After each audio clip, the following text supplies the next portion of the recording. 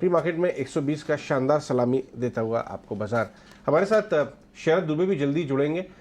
इस समय होता क्या है कि बॉम्बे स्टॉक एक्सचेंज का जो हॉल है, जो रोटुंडा हॉल जो है, वो बहुत ज़्यादा ऑस्पिशियस है। वहाँ पे लक्ष्मी पूजन होती है। दुनिया भर के जितने बड़े ट्रेडर इन्वेस्टर हैं, क्या बात वो सब वहाँ पे जुड़ते हैं। बीएससी एमडी तो साहब पूजा करते ही हैं, लेकिन बड़े बड़े दिग्गज इन्वेस्टर, मतलब राकेश जी भी जाया करते थे वहाँ पे एक समय में।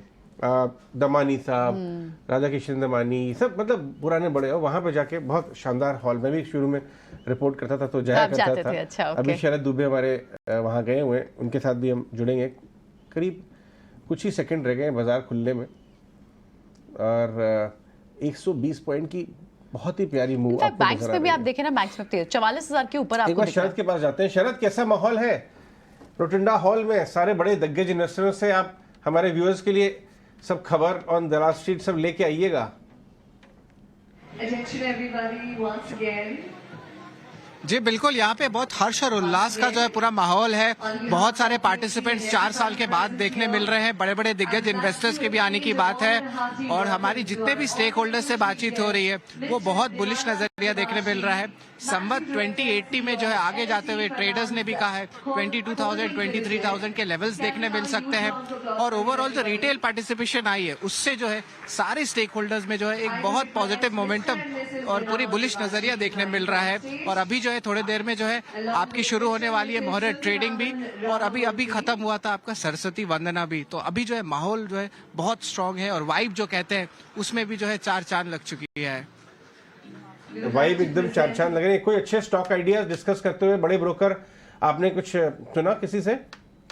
Thank you so much sir, thank you so much for marking this event with your glorious. जी बिल्कुल, यहाँ पे जो है लार्ज कैप्स को लेके जो है ज्यादातर ब्रोकर्स कह रहे हैं कि बहुत बुलिश नजरिया है, क्योंकि उनमें रनअप ज्यादा नहीं देखने मिला। और जो इंडस्ट्री लीडिंग जो प्लेयर्स हैं आपके लार्ज कैप्स में, वहां पे उनके जो है खरीदारी की सलाह या बातचीत चल रही है इन डीलर्स के सर्कल्स में भी और ट्रेडर्स के सर्कल्स में भी। अंकुर भी हैं जो नेशनल स्टॉक एक्सचेंज में जुड़े हुए हैं, तो बीएससी एनएसई दोनों का एक्शन यहाँ हम लेके आए हैं। अंकुर बताइए, एनएसई में कैसा माहौल है?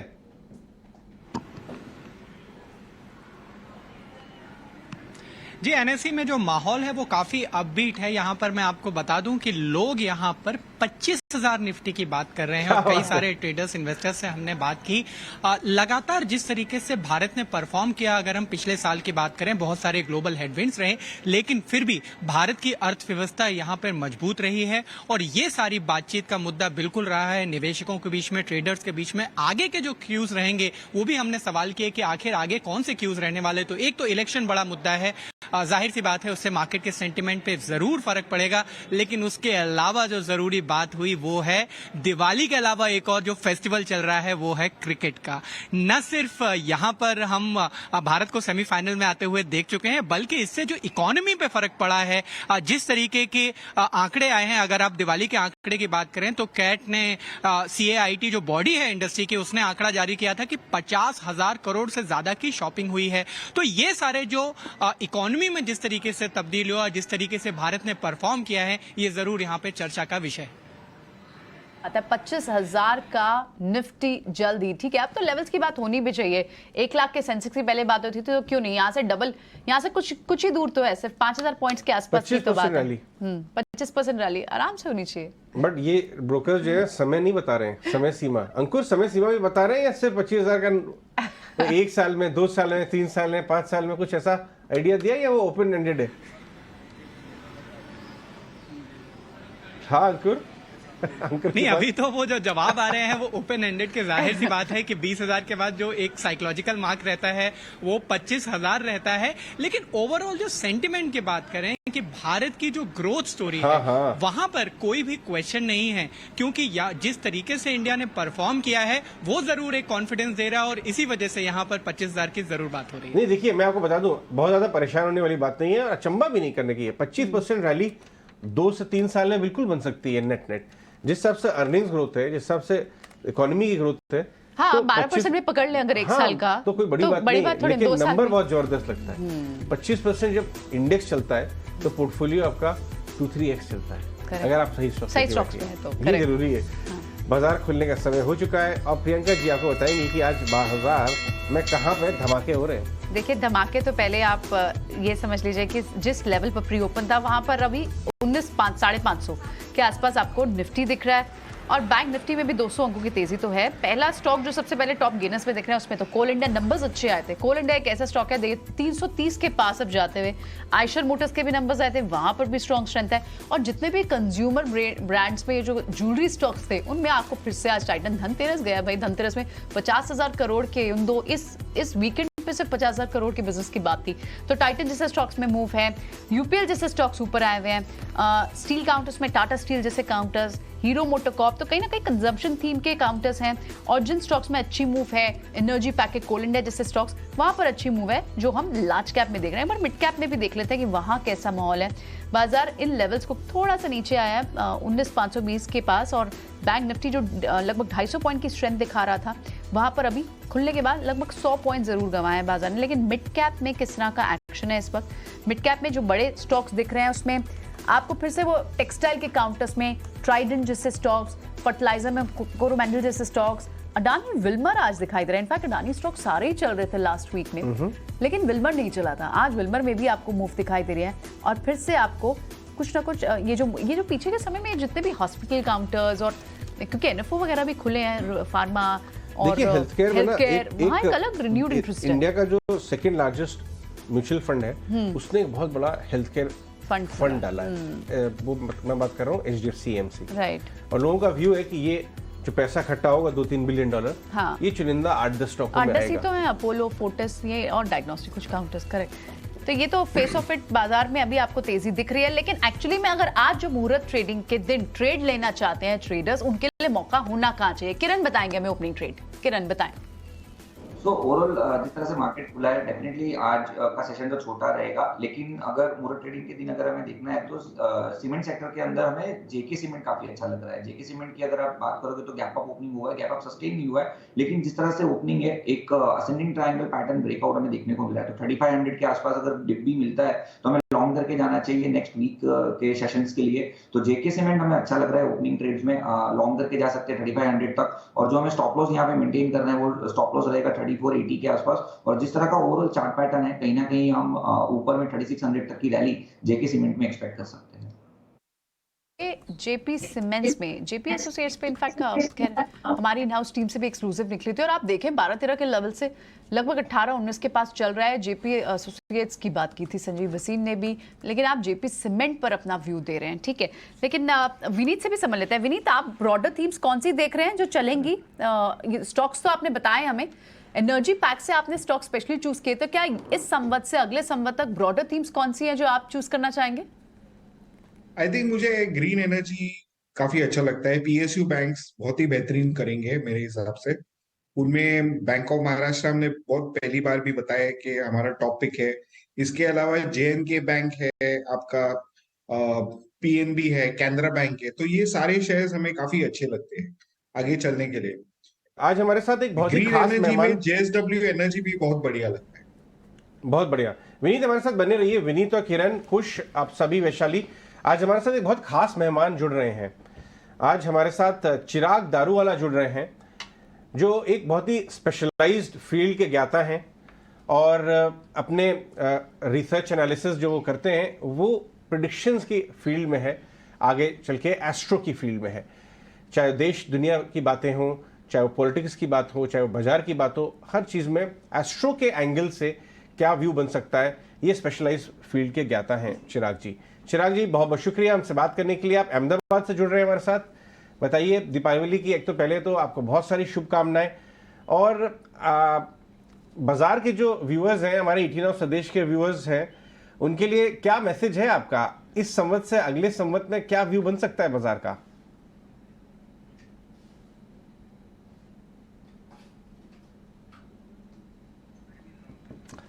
ओहो, टेक्निकल प्रॉब्लम यहाँ हो गई। तो लगता है अंकुर का सवाल भी चिराग से लिया जा सकता है कि 25,000 कब तक? सितारे क्या कहते हैं हमारे? सितारे क्या कहते हैं? सितारे तो बहुत ही शानदार हैं। हाँ, सारी जो नक्षत्र हैं वो इस समय भारत के फेवर में है, जैसा निकुंज जी बता रहे थे। हाँ। लॉन्ग टर्म में, पर शॉर्ट टर्म में क्या व्यू बन सकता है, ये मैं जानना चाहूंगा उनसे। वो पॉलिटिक्स में भी ध्यान देते हैं। पर इनके पिताजी जो हैं दिवंगत वैजयंत दारूवाला जी, वो भी हमारे रेगुलर है, बहुत ही रेगुलर कंट्रीब्यूटर थे। बड़ा प्यार उन्होंने दिया ईटी नाउ नेटवर्क को। अब चिराग जी बहुत बहुत शुक्रिया, दीपावली की शुभकामनाएं आपको, आपकी पूरी टीम को, हम ईटी नाउ नेटवर्क की तरफ से। बताएं सबसे पहले कि क्या बड़े प्रेडिक्शंस आपने बना रखे हैं हमारे व्यूअर्स के लिए इस समय। श्री गणेशाय नमः। दोस्तों और सभी ईटी स्वदेश ईटी नाउ की टीम मेंबर्स को मैं आज का दिन बहुत शुभ है, दीपावली का दिन है, तो ढेर सारी शुभकामनाएं देता हूं। मां लक्ष्मी जी, गणेश जी की कृपा सभी के ऊपर बरसी रहे और जीवन में खुशियों का आगमन हो। शेयर बाजार अगर देखते हैं एस्ट्रोलॉजी के माध्यम से तो 4 प्लैनेट्स रिस्पॉन्सिबल है। आप यह समझ लीजिए कि अगर आपकी कुंडली में गुरु, आपकी कुंडली में बुध, राहु और चंद्र मजबूत हो तो आप यह समझ लीजिए कि शेयर बाजार में आपका डंका बजेगा। आप यह समझ लीजिए कि बुध क्या है, जब व्यापार की बात आती है तो बुध आपको स्टेबिलिटी देता है। दूसरा, चंद्र क्या है, चंद्र है मन का कारक, यानी आप अगर निवेश कर रहे हैं तो प्रॉपर इन्वेस्टमेंट कहाँ करना है, कैसे करना है, वो चंद्र करवाता है। राहु क्या करता है, राहु आपको अचानक पैसा देता है। आप यह समझ लीजिए कि अगर राहु, कुछ लोग आपको बोलेंगे कि राहु यानी तो पतन हो गया, आपको नुकसान होगा, पर नहीं। इंपॉर्टेंट ये है कि राहु आपकी कुंडली में कौन से स्थान में बैठा है। राहु हमेशा देकर जाता है, राहु आपको अचानक देता है। तो शेयर बाजार में आप यह समझ लीजिए कि आज आपने पैसा डाला और कल आपको शायद 20% भी मिल जाए, 30% भी मिल जाए। तो यस, राहु भी बहुत इंपॉर्टेंट है। और चौथा है गुरु। गुरु यानी क्या, गुरु यानी जुपिटर। जुपिटर यानी प्लैनेट ऑफ गुड लक। अगर गुरु आपकी कुंडली में मजबूत है तो ग्रोथ आपका निश्चित है। आप यह समझ लीजिए कि धन, समृद्धि और समग्र वित्तीय स्थिति को गुरु नियंत्रित करता है। आप यह समझ लीजिए दोस्तों कि अभी दिवाली है, आने वाली दिवाली तक पहली चीज आप ध्यान कर नोटिस कर लीजिएगा कि अभी सेंसेक्स 64 से 65 हजार के बीच में है। आने वाली दिवाली तक 68 से 70 हजार के बीच में सेंसेक्स पहुंच जाएगा। आपको कोई भी प्रकार का निवेश कर रहे हैं, एक तो लॉन्ग कैप वाले में अगर आप निवेश करते हैं, रिलायंस हो गया, HDFC हो गया, टेक्नोलॉजी सेक्टर हो गया, IT सेक्टर हो गया, डिफेंस सेक्टर हो गया, पावर सेक्टर, एनर्जी सेक्टर, ये सभी सेक्टर्स आपको अच्छा रिटर्न्स देंगे। पर आप यह समझ लीजिए कि आने वाले 3-4 महीने में थोड़ा सा अप डाउन आपको देखने को मिल सकता है, पर आपको अपना मनोबल खोना नहीं है, आपको स्टेबल रहना है और जल्दबाजी में कोई भी प्रकार का निर्णय नहीं लेना है। जल्दबाजी में अगर आपने निर्णय लिया तो शायद आपको नुकसान पहुंच सकता है।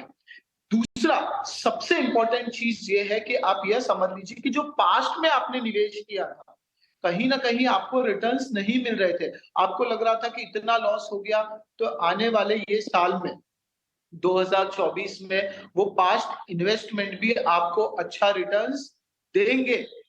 निफ्टी की अगर बात की जाए तो 21,000 तक निफ्टी पहुंच सकता है। आप यह सोच लीजिए दोस्तों कि यह साल आने वाला फरवरी 2024 के बाद का समय जबरदस्त है, बेहतरीन है।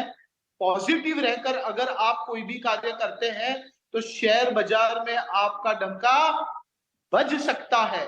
और इन्वेस्टमेंट अगर करना चाहते हैं तो रियल एस्टेट इन्वेस्टमेंट भी बहुत बेहतरीन रहेगा। कोई भी प्रकार का एक्सपोर्ट सेक्टर में भी अगर आप निवेश करना चाह रहे हैं तो आपको अच्छा मुनाफा मिलेगा। पर इंपॉर्टेंटली आप यह समझ लीजिए कि हम आपको 2-3 चीजें ही बोलेंगे। एक है टेक्नोलॉजी सेक्टर, एक है IT सेक्टर और तीसरा है फाइनेंस सेक्टर। ये 3 सेक्टर में अगर आप कोई भी प्रकार का निवेश करते हैं तो जरूर से आपको बेहतरीन रिजल्ट मिलेंगे। और इंपॉर्टेंटली कोई भी प्रकार का निवेश करते हैं तो एक्सपर्ट्स की सलाह लेकर जरूर से करें। और दूसरा, आपकी कुंडली में प्लैनेट्स मजबूत है कि नहीं है, क्योंकि एस्ट्रोलॉजी क्या है, एस्ट्रोलॉजी यानी right person, right place, right time. और उसी प्रकार शेयर बाजार है, तो दोनों को आप कंबाइन कर सकते हैं। क्यों? क्योंकि शेयर बाजार में भी आप सही इंसान से कर रहे हैं, सही समय पर कर रहे हैं और सही शेयर्स में कर रहे हैं, यह भी बहुत इंपॉर्टेंट है। तो यह तीन चीज को अगर आप कंसीडर करते हैं और फिर निवेश करते हैं तो आपका डंका जरूर से बजेगा, आपको आगे बढ़ने से कोई नहीं रोक सकता और आप यह समझ लीजिए कि आपका पोर्टफोलियो भी बढ़ेगा। दूसरा, आपने अभी तक जो इंस्टेबिलिटी देखी है, आप यह समझ लीजिए इंटरनेशनल मार्केट कैसा भी हो, पर इंडिया का शेयर बाजार, इंडिया में अगर आप शेयर्स में निवेश करते हैं तो जरूर से आपको फायदा होगा और आपको आगे बढ़ने से कोई नहीं रख सकता। पर मन को शांत रखना है, पॉजिटिव रहना है। कभी कभी ऐसा चीज हो जाता है कि आप अपना मनोबल खो लेते हैं कि नहीं, जल्दबाजी में आपने वो निवेश वापस ले लिया कि कुछ लाख रुपए का ही नुकसान है, पर नहीं, वैसे समय में आपको अपना मनोबल नहीं खोना है और आपको इंपॉर्टेंटली ये देखना है कि आपकी कुंडली में गुरु, बुध, राहु और चंद्र कौन से स्थान में, लग्न चार्ट में कौन से स्थान में विराजे हैं, कौन सी महादशा चल रही है, कौन सी अंतरदशा चल रही है, और उस सब चीजों का कंबाइंड करके अगर आप निवेश करते हैं तो दोस्तों आप यह समझ लीजिए कि जरूर से आप आगे बढ़ेंगे। और पास्ट में आपने जो भी इन्वेस्टमेंट किया था, कहीं ना कहीं आपको रिटर्न्स नहीं मिल रहे थे। आप यह समझ लीजिए 2023 में आपने देखा कि सेंसेक्स ऑल टाइम हाई हुआ था, उसी प्रकार 2024 में भी, मैं वापिस से रिपीट करता हूं, 2024 में भी आपको दिखेगा शेयर बाजार ऑल टाइम हाई हुआ है। और गोल्ड की अगर बात करते हैं तो थोड़ा सा अभी अनस्टेबल लग रहा है, पर आप यह समझ लीजिए कि 2024 में गोल्ड का रेट भी 65,000 के आसपास पहुंचने वाला है और एमसीएक्स में जो लोग निवेश कर रहे हैं तो उसमें भी आपको जरूर से फायदा होगा। 3 राशि वालों के लिए तो खास बहुत बेहतरीन समय है। एक है मकर राशि, एक है मिथुन राशि और एक है सिंह राशि। ये 3 राशि वाले आप यह समझ लीजिए कि आपको आगे बढ़ने से अब कोई नहीं रोक सकता। अब समय आपका आ चुका है। शुक्र का जो गोचर हुआ है, सूर्य का जो गोचर हुआ है और इम्पोर्टेंटली जो रिसेंटली राहु का गोचर हुआ है, वो आपको आगे जरूर से बढ़ाएगा, आपके पोर्टफोलियो को जरूर से बढ़ाएगा। चलिए चिराग, बिल्कुल आपसे बात जारी रहेगी। एक आपसे और अहम सवाल पूछना है, लेकिन पहले हम एक बार व्यूवर्स को बीएससी लेके चलते हैं। बीएससी पे शरद है और शरद के साथ इस वक्त विजय केडिया जी हैं। आइए बात करते हैं उनसे। सही है, अनुभव से सीख और बेस्ट कर। जी बिल्कुल, आपने देख लिया, ये पूरा गुरु मंत्र है विजय सर का। Back to you. बात हम सुन नहीं पाए, लेकिन बाद में सुनेंगे। विजय जी से हम बात भी कर रहे थे कि आप इस बार आए नहीं दिवाली पे, हमारे सारे गेस्ट आए, उन्होंने कहा कि मैं जल्द जरूर आऊंगा। देखिए आज बीएससी बिल्डिंग पर हमें दिख गए वो। शरद, आपकी पूरी बातचीत कैप्चर करके लाते हैं अपने व्यूवर्स के लिए। वापस लौटते हैं, हमारे साथ हमारे खास मेहमानों में चिराग दारूवाला भी हैं। चिराग, बहुत संक्षेप में मैं आपसे एक सवाल जानना चाहूंगी, क्योंकि इस वक्त आपने हालांकि जो बातें बोली, मुख्य तौर पर जो बातें बोली हैं मार्केट्स के लिए कि यहाँ से बड़ा रिटर्न मिलेगा और पर्टिकुलर सेक्टर्स भी आपने आइडेंटिफाई करके बताया जहां पर पैसा बनेगा व्यूवर्स का, लेकिन एक जो थोड़ा सा हर्डल जैसा दिख रहा है या फिर जिस पर बाजार के पार्टिसिपेंट्स को थोड़ा सा वॉचफुल होने की बात की जा रही है, वो है इलेक्शंस भी। क्योंकि स्टेट इलेक्शन इस साल दिसंबर 3 और 7 के बीच में वहां तक रिजल्ट आ जाएंगे और उसके बाद गोइंग बैक वहां से शुरू हो जाएगा इलेक्शन, यूनियन इलेक्शन का समय। तो इस वक्त पॉलिटिक्स के लिहाज से क्या समीकरण बन रहे हैं? क्या भारतीय बाजार को किसी तरह का वॉलेटिलिटी झेलनी पड़ सकती है इस समय पर? इस सब पर भी थोड़ी सी बातचीत पर जवाब दें हमें। देखिए, आपने 2 चीज कही, एक तो स्टेट इलेक्शंस है, साथ साथ में आप यह समझ लीजिए कि नेशनल इलेक्शंस है, कि प्रधानमंत्री वाले इलेक्शंस है, तो वो होने जा रहे हैं अप्रैल मई में। अब अगर आप ऐसा देखते हैं, ऐसा सोचते हैं कि नहीं स्टेट लेवल के जो इलेक्शंस है इससे कहीं ना कहीं मार्केट टूटेगा, तो नहीं, हमें वो नहीं लगता कि उससे मार्केट टूटेगा। थोड़ी सी इंस्टेबिलिटी आ सकती है बिकॉज ऑफ सैटर्न, पर आप यह समझ लीजिए वो इंस्टेबिलिटी थोड़े से समय के लिए आएगी। पर जैसे कि हमने बताया कि फरवरी 2024 के बाद का समय जबरदस्त है और तभी लोकसभा के भी इलेक्शंस होने वाले हैं और भारतीय जनता पार्टी वापिस से under the leadership of Narendra Modi साहब बीजेपी वापिस से सरकार बनाने वाली है। पीएम मोदी वापिस से मोदी साहब पीएम बनने वाले हैं, तो आप यह समझ लीजिए कि शेयर बाजार में कोई भी गिरावट नहीं आने वाली है। शेयर बाजार ऑल टाइम हाई, हमने इसके पहले भी अभी यही चीज बताई थी कि जैसे कि 2023 में आपको शेयर बाजार ऑल टाइम हाई देखने को मिला था, उसी प्रकार 2024 में भी आपको शेयर बाजार ऑल टाइम हाई देखने को मिलेगा। और जब भारतीय जनता पार्टी वापिस से सेंटर में आ जाती है, वापिस से जीत जाती है, तो उसके बाद का अगर आप मार्केट देखेंगे तो जबरदस्त रहेगा। जो भी हमारे इन्वेस्टर्स है, जिन्होंने भी निवेश किया है, शॉर्ट टर्म हो लॉन्ग टर्म हो, आपको जरूर से मुनाफा होगा। पर मेरा पर्सनल सजेशन सभी इन्वेस्टर से ये है कि आप जल्दबाजी में कुछ भी फैसला मत लीजिएगा। लॉन्ग टर्म इन्वेस्टमेंट और लॉन्ग कैप शेयर्स वालों में अगर आप निवेश करते हैं तो जरूर से आपको फायदा होगा।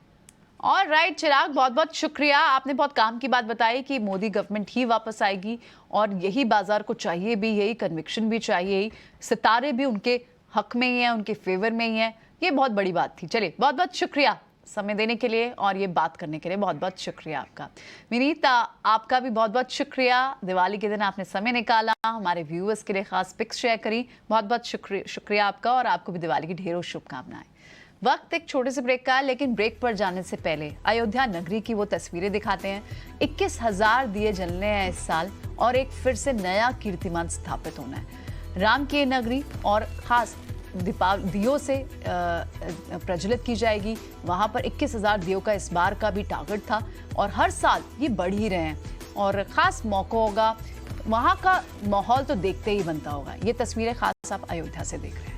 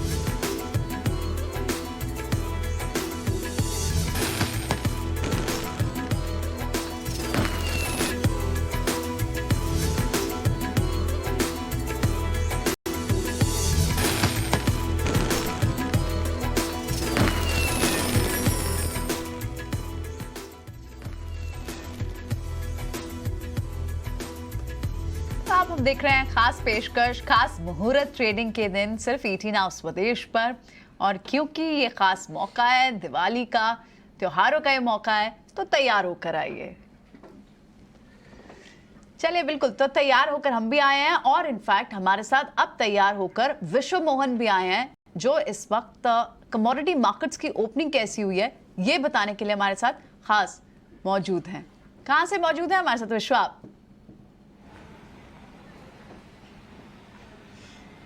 मैं नेशनल स्टॉक एक्सचेंज के ऑफिस से यहाँ पर मौजूद हूँ, यहाँ पर लाइव दे रहा हूँ क्योंकि NSE के पास भी अब कमोडिटी का बहुत बड़ा प्रोफाइल हो गया है। नॉन एग्री मार्केट के जितने भी प्रोडक्ट्स MCX पर है, सारे प्रोडक्ट अब NSE पर भी उपलब्ध है। तो मैंने सोचा कि इस दिवाली यहाँ से ही लाइव की जाए।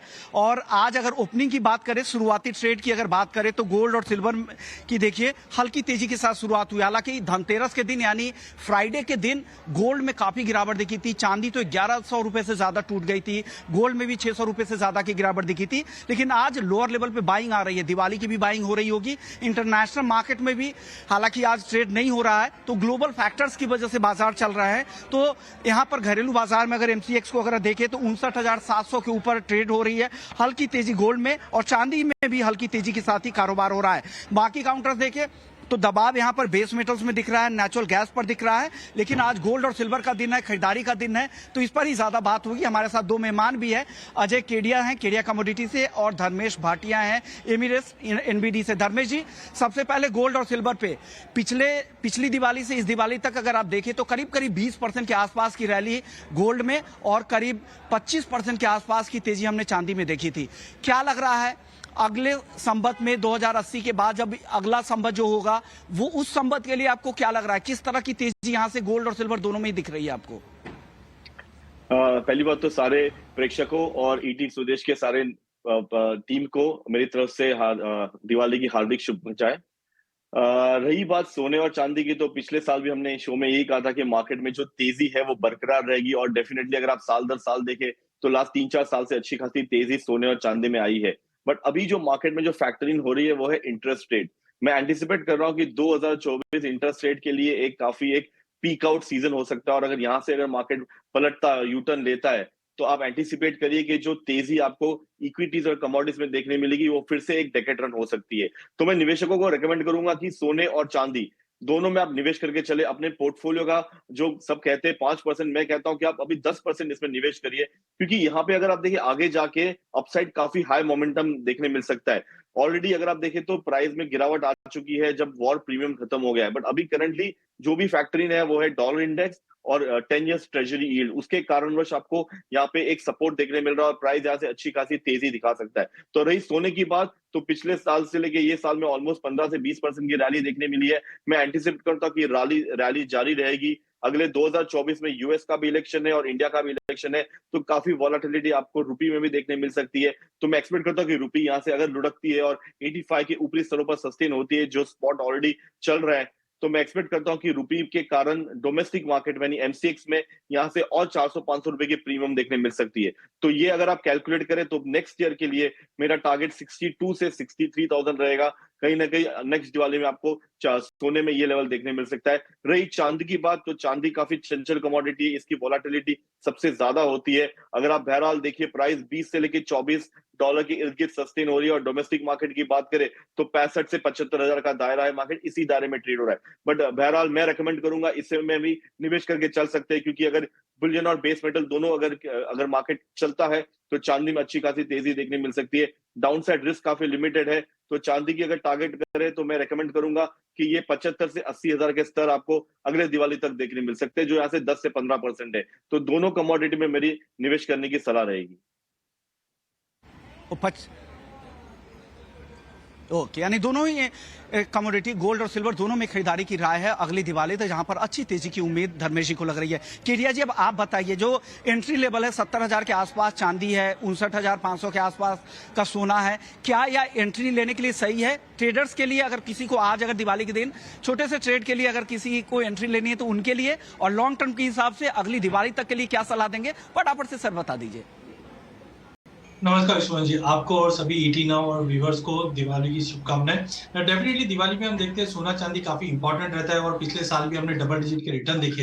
इंटरडे के लिहाज से मुझे लगता है आज ग्लोबल मार्केट बंद है, फिर भी मुहूर्त के हिसाब से गोल्ड को लेके चलिए 59,800 के टारगेट के लिए। चांदी को भी लेके चलना चाहिए जो 70,150 तक का लेवल दिखा देगा, बट कैरी मत कीजिए।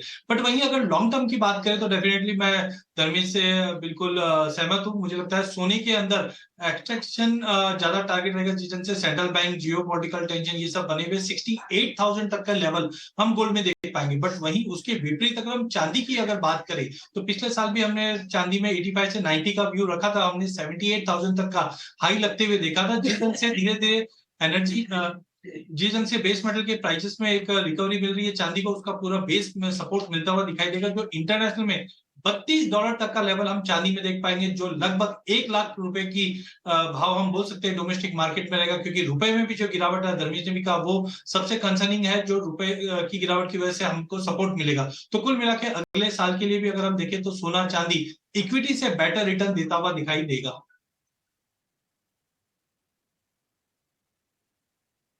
यानी आपको लग रहा है कि इक्विटी मार्केट से बेहतर रिटर्न सोने और चांदी में मिलने वाली है अगली दिवाली तक।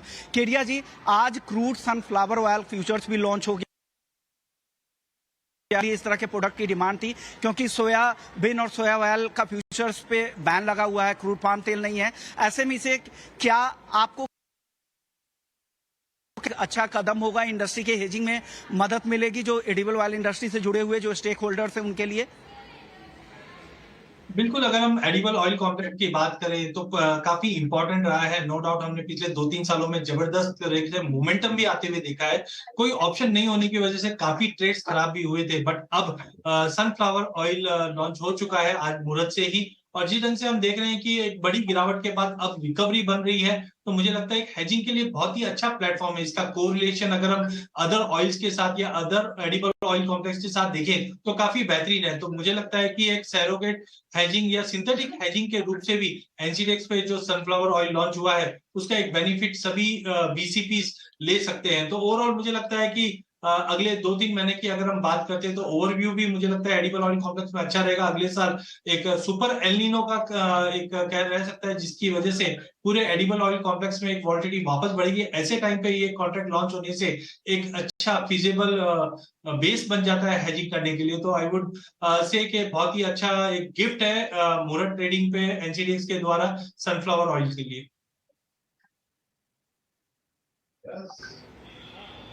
ओके, बिल्कुल। दिवाली के दिन, अच्छे दिन पे एनसीडीएक्स ने फैसला किया है कि सनफ्लावर ऑयल फ्यूचर्स को लॉन्च करने का। शुक्रिया केडिया जी आपका और धर्मेश जी आपका, आप लोगों ने वक्त निकाला दिवाली के दिन। आपको और आपके पूरे परिवार को और हमारे पूरे ईटी नाउ स्वदेश के व्यूअर्स को दिवाली की बहुत बहुत शुभकामनाएं।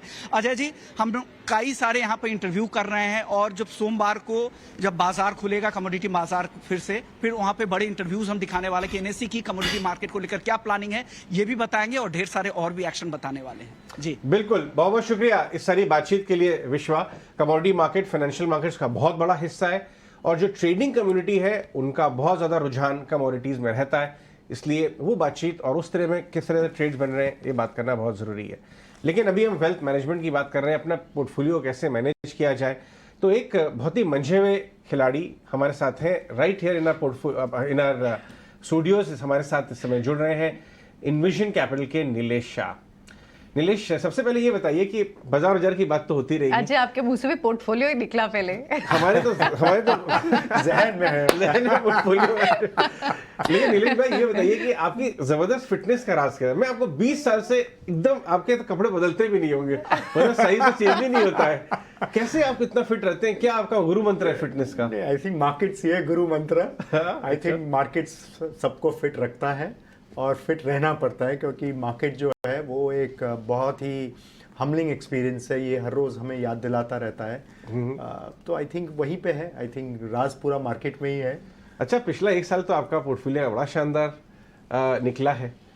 आपने क्या प्रॉफिट बुक कराया? आपके जो मोस्ट क्लाइंट्स हैं या और पैसा लेके आ रहे हो आपके पास? नहीं, और पैसा आ रहा है अभी भी, क्योंकि क्या है कि 1 साल बहुत शानदार रहा है, लेकिन ये शुरुआत है। कोई भी एक जो एक अप ट्रेंड है, बुल मार्केट है, वो 1 साल में ख़त्म नहीं होता है। और सबसे बड़ा इंडिकेटर ये है कि अगर निफ्टी देखे तो 2 साल में तो निफ्टी फ्लैट है, 0 रिटर्न है। तो ये जो अप ट्रेंड है वो ऐसे ही ख़त्म नहीं होता है कि जहां निफ्टी ने कोई अप्रिसिएशन ही ना दिया हो। अप ट्रेंड तब खत्म होता है जब निफ्टी खुद एक बहुत ही बड़ी छलांग मारे, जो एक साल में समझो 30-40% ऊपर चला जाए, तो एक संकेत देता है कि शायद ये बुल मार्केट या अप ट्रेंड शायद अभी एक पॉज रहने वाला है, एक रेस्ट लेने वाला है। ऐसे कोई संकेत है नहीं। इकोनॉमी मजबूत है, बिजनेसेस बहुत मजबूत है, कॉर्पोरेट अर्निंग्स बहुत बढ़िया है। ये जो अभी क्वार्टर भी फिनिश हुआ है उसमें मार्जिन्स भी एक्सपैंड हुए, और ये एक या 2 सेक्टर नहीं लेकिन कई तरह के सेक्टर्स ने पार्टिसिपेट किया है। जी हाँ। तो ओवरऑल काफी मजबूत आई है। ये बात आपने सही है कि ब्रेथ ऑफ द सेक्टर, भले इंडेक्स भले कहीं नहीं गया हो। हाँ। वैसे भी इंडेक्स का 40% अर्निंग तो ओवरसीज से आता है, ये जो भी कारणवश, लेकिन ब्रेथ ऑफ सेक्टर्स बहुत शानदार थे। इसके बारे में हम बात करेंगे, आपके पोर्टफोलियो स्टाइल के बारे में भी। हमारे साथ एक और खास मेहमान जुड़ रहे हैं, मनीष डांगी, जो एक मैक्रो स्ट्रेटेजिस्ट हैं। वो बाजार को एनालाइज करते हैं और अप्रोच करते हैं एक मैक्रो के लेंस से, और हमारे ईटी नाउ स्वदेश के व्यूअर्स को काफ़ी समय से बहुत इंपॉर्टेंट बातें बताते आए हैं कि साहब मैक्रो को इग्नोर मत करिए आप। इनफैक्ट वहाँ से कई इंपॉर्टेंट संकेत आपके पोर्टफोलियो के लिए मिल जाते हैं। तो मनीष, बहुत बहुत शुक्रिया ईटी नाउ स्वदेश पे बातचीत करने के लिए। आपने अभी एक पॉइंट शेयर किया, वहीं से मैं बातचीत को आगे लेके चलता हूँ कि आपको ये संकेत मिल रहे हैं इस समय कि यूएस मार्केट रिसेशन की तरफ बहुत तेजी से जा रहा है। तो क्या इसका मतलब ये समझा जाए कि जो रेट हाइक और या हायर रेट्स का सिलसिला है वो अब या तो पॉज करेगा और कुछ समय पॉज के बाद फिर नीचे की तरफ देखना शुरू कर देगा, जो इक्विटीज के लिए सपोर्टिव हो सकता है? तो पहला पार्ट ऑफ कोर्स आपके लॉजिक का एकदम ठीक है अजय, दैट यूएस का रेट्स जो है वो पीक हो गया है। वेरी लाइकली अगली दिवाली हम जब बात कर रहे होंगे तो शायद 2 से 3 रेट कट्स शायद आ चुके होंगे और market significant rate cuts price कर रहा होगा। शायद 10 साल का बॉन्ड जो एक बार 5 के आसपास पहुंच गया था वो 3.5 के आसपास भी हो सकता है, 3.5 से 4 के बीच में, तो एक मेरा बेस केस है। और उस वक्त तक जून जुलाई तक शायद यूएस इकोनॉमी एक सिग्निफिकेंट रिसेशन की तरफ मेरे ख्याल से पहुंच चुकी होगी या ऑलरेडी रिसेशन में होगी। अनएम्प्लॉयमेंट रेट शायद बढ़ चुका होगा अगली दिवाली तक। तो उस माहौल में क्योंकि पहला रिफ्लेक्स, जो सेकंड पार्ट है आपके पॉइंट का, कि पहला रिफ्लेक्स जब यूएस में रिसेशन आता है तो क्योंकि वो 25% दुनिया की इकोनॉमी है और क्योंकि वो 50-55% जो है वो दुनिया का मार्केट कैपिटलाइजेशन है, 50% मार्केट दुनिया के कॉर्पोरेट्स का प्रॉफिट यूएस से आता है, तो वहाँ की इकोनॉमी जब स्लो होती है तो एक काफी सब्सटेंशियल रिस्क ऑफ का माहौल बनता है और अर्निंग्स भी ऑफ कोर्स यूएस के अंदर कमजोर होती है। तो मेरे ख्याल से इस साल में एक बड़ा स्पीड ब्रेकर वो वाला रहेगा, लेकिन सिर्फ हिंदुस्तान के एक लॉन्ग टर्म, क्योंकि दिवाली है और अगर एक लॉन्ग टर्म पर्सपेक्टिव के पॉइंट ऑफ व्यू से देखें तो ये रिसेशन जो है वो काफी सारी जो इंडिया की सो कॉल्ड प्रॉब्लम्स है, जो स्ट्रॉन्ग डॉलर है, फ्लोज जो ड्विंडल हो गए हैं, क्रूड थोड़ा सा ऊपर है, वो सब सॉल्व कर पाएगा। तो हमारे लिए अगर आप 3 से 5 साल का अगर व्यू लिखें तो यूएस का एक रिसेशन जिससे थोड़ी सी चीजें क्लींजिंग हो जाए, तो वो 5 साल के व्यू के पॉइंट ऑफ व्यू से एक वो बेहतर इवेंट है जिससे एक नया बिजनेस साइकिल शुरू हो सके। लेकिन सिर्फ अगर इसी साल की बॉल को खेलना है तो वहां तो फिर थोड़ा सा अभी भी डिफेंसिव वाला सेटअप बना रहेगा इक्विटी में। राइट बिल्कुल, ये बात तो मैक्रो लेवल पर जो आप बोल रहे हैं, इनफैक्ट इंटरेस्ट रेट सिनेरियो बहुत ज़्यादा इंपॉर्टेंट हमारे लिए भी है, क्योंकि नीलेश बार बार ये बात की जा रही है कि 2 इंपॉर्टेंट फैक्टर्स यहाँ से देखने चाहिए, एक इंटरेस्ट रेट और एक पॉलिटिक्स, इलेक्शन। ये दोनों में ही किस तरह का सिनेरियो बनता हुआ ही दिखाई दे रहा है? हमारा ऐसा मानना है कि इन्फ्लेशन पीक हो चुका है, इंटरेस्ट रेट पीक हो चुका है, क्रूड ऑयल पीक हो चुका है, तो इसके चलते हुए इंटरेस्ट रेट्स का पीक तो एस्टैब्लिश्ड है। Okay. अभी ये अटकल है कि कब इंटरेस्ट रेट गिरना शुरू होगा, और हमारा ऐसा मानना है कि 2024 में ये प्ले आउट होगा। और अगर ऐसा हुआ और अगर ये संकेत आने लगे कि 2024 में एक बहुत निर्णायक डिसीजन आएगा इलेक्शंस में और पॉलिटिकल स्टेबिलिटी आएगा, तो हमारा ऐसा मानना है कि ये अपट्रेंड सिर्फ बरकरार नहीं रहेगा, ये अपट्रेंड और मजबूत होगा। क्योंकि अभी तक जो पिछले 1 साल में जो कंसर्न्स थे वो सारे मैक्रो कंसर्न्स थे, right? Interest rate, crude oil, inflation वगैरह, जियोपॉलिटिकल सिनेरियो, ये सब। अगर ये सारे जो कंसर्न्स बैक सीट में आ जाते हैं तो फिर ये हमारी इकोनॉमी और हमारी मार्केट्स के लिए तो फिर कोई स्पीड ब्रेकर्स है ही नहीं। और ऐसा लग रहा है कि 2024 में एक्चुअली एक बहुत बड़ा फाउंडेशन एस्टैब्लिश होगा इंडिया में, एक और भी बहुत ही बड़ा बुल मार्केट का अगले 4 या 5 साल के। क्या बात है, बहुत फर्स्ट क्लास सर। मनीष भाई ये बताइए कि आपने इस समय अपना पोर्टफोलियो कैसे वो बना रखा है, इन द सेंस, चलिए मैं दूसरी तरफ से पूछता हूँ, आपने लास्ट 3 से 4 महीने में एडिशनल थीम्स क्या ऐड किए हैं या टॉप अप किए? हमने जो किया है वो अभी भी एक बहुत ब्रॉड बेस्ड तरीके से, हमारा अप्रोच अभी भी बॉटम अप है। बिल्कुल। हम थीम्स के बारे में सोचते हैं, सेक्टर्स के बारे में सोचते हैं, लेकिन हमारा जो फाइनल निवेश है वो इंडिविजुअल कंपनी का जो एक अपसाइड पोटेंशियल है, खास करके एक लॉन्ग टर्म के हिसाब से, उसको ध्यान में रखते ही हम करते हैं। तो पिछले कई महीनों में हमारे जो एक्सपोजर्स है वो है कंज्यूमर डिस्क्रिशनरी में है, स्पेशलाइज्ड टेक्नोलॉजी कंपनीज है, जो फिनेंशियल्स है, वहीं पे हमारा ध्यान ज्यादातर केंद्रित है और वहीं पे हमारे एडिशंस। स्टॉक्स तो नहीं बात कर पाएंगे, लेकिन मिड कैप आईटी में आपने कुछ ऐड किया है? हमारा जो लास्ट एडिशन है वो है, एक कंपनी है डेटामेटिक्स। ये हमारी लास्ट एडिशन है, और क्योंकि ये कंपनी ने थोड़े अपने जो बिजनेस को ट्रांसफॉर्म किया है, काफ़ी डिजिटल ओरिएंटेड बिजनेस किया है, और आर्टिफिशियल इंटेलिजेंस में इन्होंने कई इनिशिएटिव्स लिए हैं। और हमारा ऐसा मानना है कि शायद जो छोटी कंपनीज है या मिड साइज कंपनीज में, उसमें ये एक कंपनी जो है उसमें शायद इन्होंने सबसे पहले एक तरह की लीडरशिप ली है, एक टाइप का एक इम्पैक्ट करने की कोशिश की है, तो देखते हैं कैसे। लेकिन हमें ये इनकी जो ट्रांसफॉर्मेशन है, वैल्यूएशंस है, ये सब में हमारा व्यू काफ़ी पॉजिटिव है एक लॉन्ग टर्म पर्सपेक्टिव से। बिल्कुल। नीलेश भाई, मनीष हमारे साथ जुड़े रहिए, बने रहिए। एक छोटा सा ब्रेक लेके हम वापस आएंगे और एक और हमारे दिग्गज स्टॉक पिकर संजीव हसीन भी हमारे साथ जुड़ेंगे एक छोटे से ब्रेक के बाद।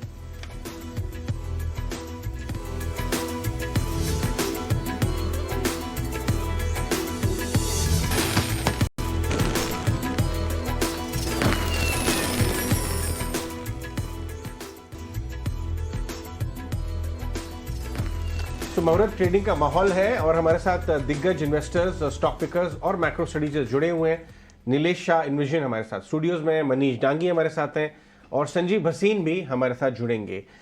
मनीष, एक क्विक सवाल मैं आपसे फॉलोअप करना चाहूंगा। आप हमेशा रिस्क को प्राइस करते हैं इक्विटीज में ओवरवेट अंडरवेट, लार्जली जो मैं आपका तरीका समझता हूं। इस समय आपकी पोजिशनिंग क्या है? क्या आप मॉडरेटली रिस्क को पाइल ऑन कर रहे हैं या अभी आप देखना चाहेंगे, ऑब्जर्व कर रहे हैं? तो 2022 और अर्ली मोस्ट ऑफ द 2023 के मुकाबले अगर अजय ऐसे देखें कि क्योंकि मैं इंटरनेशनल और लोकल इक्विटी बेट्स को भी वे करता हूं, तो मेरे ख्याल से पूरे 2023 के बाद में पिछले 2-3 महीनों में अपना बात कई बार हुआ है इस बारे में कि अब यूएस और इंडिया के बीच में अगर आपको वे करना है एज ए मैक्रो इन्वेस्टर या फॉरेन इन्वेस्टर या आप एक बड़े ग्लोबल इन्वेस्टर हैं, तो फॉर इंडिया और एंटी यूएस वाला या ओवरवेट इंडिया और underweight US, underweight rest of the world वाला ट्रेड एक्चुअली आप प्लेस करेंगे। अगर आप बॉन्ड वर्सेस इक्विटी के इन्वेस्टर हैं तो अभी भी हालांकि आप उस बॉन्ड की ओवरवेट को या कैश की ओवरवेट को कम करके बॉन्ड को ओवरवेट करेंगे और इक्विटी को अभी भी अंडरवेट चलाएंगे। और अगर आप यूएस बॉन्ड और इंडियन बॉन्ड के बीच में अगर बेट करेंगे तो of course US bonds overweight करेंगे और इंडियन बॉन्ड्स को अंडरवेट करेंगे। तो इसका आंसर कि आप क्या ओवरवेट अंडरवेट करेंगे वो उस पर डिपेंड करता है कि आप क्या कर सकते हैं पोर्टफोलियो में अजय। तो अगर आप इक्विटी और डेट दोनों कर सकते हैं, यूएस और इंडिया दोनों कर सकते हैं, तो उस हिसाब से इन बाइनरीज के बीच में आप अजय इनको चूज करेंगे कि शायद सबसे बेहतर यूएस बॉन्ड है, उसके बाद में इंडियन मीडियम टर्म बॉन्ड है, फिर इंडियन इक्विटी है और उसके बाद यूएस इक्विटी है। हमारे साथ पैनल पर इनफैक्ट अब मनीष और हमारे साथ दिलेश तो है ही, साथ ही हमारे साथ संजीव हसीन जी भी हैं। संजीव जी, पहले तो दिवाली की बहुत सारी शुभकामनाएं आपको। आज खास मुहूर्त ट्रेडिंग के दिन आपकी 2 स्पेशल दिवाली वाली पिक्स हमारे व्यूअर्स के लिए। हाँ, आपको भी प्रियंका, आपको अजय को, सारी टीम को बहुत बहुत शुभकामनाएं। अरे क्या कहें, कोल इंडिया ऑल टाइम हाई हो गया है। आरईसी, पीएफसी, आपके पास माल ही नहीं है, क्या आप लोगे? और इंडिया यूएस चलती रहेगी, पहले माल तो लो। अगर माल ही नहीं है तो क्या बैंड बजाएंगे? कुछ नहीं आएगा, हाथ ही नहीं लगना। तो हरे कपड़े के साथ हरी बात करो और आगे की तेजी। कल मंदी वालों के कपड़े उतरेंगे जब ये बाजार खुलेगा, क्योंकि 100 पॉइंट 150 पॉइंट तेज खुलेगा। मैंने आपको कहा था 19,500 700 दिवाली वाले दिन आएगा। 19,526 हो गया, कल 19,700 की तैयारी कर लो। आज जो भी डिस्काउंट पे ट्रेड कर रहा है, that will trade at a premium on a lighter note. 2 of my picks are, I constantly stand by that. My revelation idea for this year is idea. यहां से अगली दिवाली से पहले ही ये दुगना हो जाएगा। तो आइडिया पे जोर लगाइए। ये शेयर यहां से 22-25 रुपए भी हो जाए, कोई बड़ी बात नहीं। मैंने उसके रीजनिंग्स आपको कह दिए। और दूसरा मेरा पिक है आज अंबुजा। मैंने पहले भी कहा Ambuja is a no brainer. उसके लिए जो पोर्ट वाला लॉजिस्टिक है, that is doing extremely well and Ambuja is come out with excellent numbers. Price hike is round the corner. After UltraTech Ambuja is the best cement stock. 550 550 का target आपको budget तक आपको दिख जाएगा। मैंने यहां से 25% की तेजी है अंबुजा में मेरे हिसाब से। इनफैक्ट ये तो एक ही स्टॉक हुआ, ये तो संजीव जी, और दूसरे स्टॉक्स भी बताएं। Idea, Vodafone idea, Vodafone idea जो मैंने आपको 11-12 में कहा है, उसका भाव मुझे 22 और 25 दिखता है। I am extremely bullish as a disclosure. ये दोनों हमारे पोर्टफोलियो में है, पर्सनल में भी और क्लाइंटों में भी। संजीव जी बहुत बहुत शुक्रिया हमसे जुड़ने के लिए। इनफैक्ट नीलेश, मैं आपको बताऊं कि संजीव जी आईएफएल के साथ हैं और हमारे साथ जुड़े हुए हैं और ये जो है ज़बरदस्त ट्रैवल करते हैं पूरे देश भर में और फीडबैक लेके आता है कि ऑन ग्राउंड तेज़ी है, मंदी है, सॉफ्टनेस है, क्या है। तो बता रहे हैं कुछ महीनों से कि जहाँ भी छोटे शहरों, कभी अमृतसर, कभी रांची, कभी राजकोट, कि रिटेल इन्वेस्टर का जो इंटरेस्ट है बाजार में, इन्वेस्टिंग भी सीखना चाहते हैं, ट्रेडिंग भी सीखना चाहते हैं, बट पार्टिसिपेट करना चाहते हैं। तो ये एक मेगा ट्रेंड तो हो ही रहा है, डेटा बोलता है। आपने इसको कैसे अप्रोच किया है? Is it reflecting in your portfolio किसी तरह से? हाँ, तो हमारा जो अप्रोच रहा है कि हम एक पोजीशन हमारी जो है वो काफ़ी अरसे से है, वो है एंजल वन, जो एक काफ़ी प्रमुख एक ऑनलाइन ब्रोकिंग प्लेटफॉर्म है और एक इंडिया की फास्टेस्ट ग्रोइंग प्लेटफॉर्म जो है, और उनके तकरीबन 80 to 90% जो उनके नए कस्टमर्स या नए इन्वेस्टर्स जो ऑन बोर्ड कर रहे हैं वो टियर 2 टियर 3 सिटीज़ और टाउन से आ रहे हैं। तो हम ये जो थीम है उसको एक एंजल वन के नज़रिए से देखते और पार्टिसिपेट किया है।